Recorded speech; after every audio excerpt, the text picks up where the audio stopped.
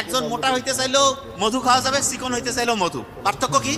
আপনি যদি মোটা হইতে চান যে আমি চিকন খুব মোটা হবো, তাহলে ঠান্ডা পানিতে মধু দিয়ে খাবেন। আর যদি কোন যে আমি একটু মোটা সোটা চিকন হইতে চাই, তাহলে গরম পানিতে মধু দিয়ে খাবেন। বিস্ময়কর ব্যাপার, গ্রামে গঞ্জে পাওয়া যায় এরকম মধু আছে না? মধু আছে তো। বিজ্ঞানীরা দেখতেছে সারা পৃথিবীতে যতগুলো সুপার ফুড আছে তার মধ্যে যদি 1 নম্বরে রাখি, ব্রেইনের জন্য কাজ করে, রোগের প্রতিরোধ ক্ষমতা করে, তারপরে শরীরের লংজিভিটি বাড়ায়, চেহারা সুন্দর করে। একজন মোটা হইতে চাইলেও মধু খাওয়া যাবে, চিকন হইতে চাইলেও মধু। পার্থক্য কি? আপনি যদি মোটা হইতে চান যে আমি চিকন খুব মোটা হবো, তাহলে ঠান্ডা পানিতে মধু দিয়ে খাবেন। আর যদি কোন যে আমি একটু মোটা সোটা চিকন হইতে চাই, তাহলে গরম পানিতে মধু দিয়ে খাবেন। বিস্ময়কর ব্যাপার। তার মানে মধু যে কোনো লোকের ক্ষেত্রে অসাধারণ।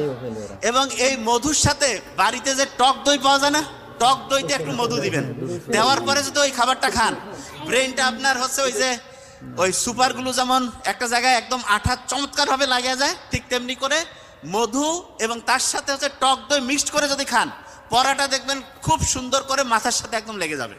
তাহলে এইটা খুব একটা ইন্টারেস্টিং খাবার, মধু এবং টক দই। খাইতেও মজা লাগবে, ব্রেইনের জন্য খুব অ্যাক্টিভ হবে।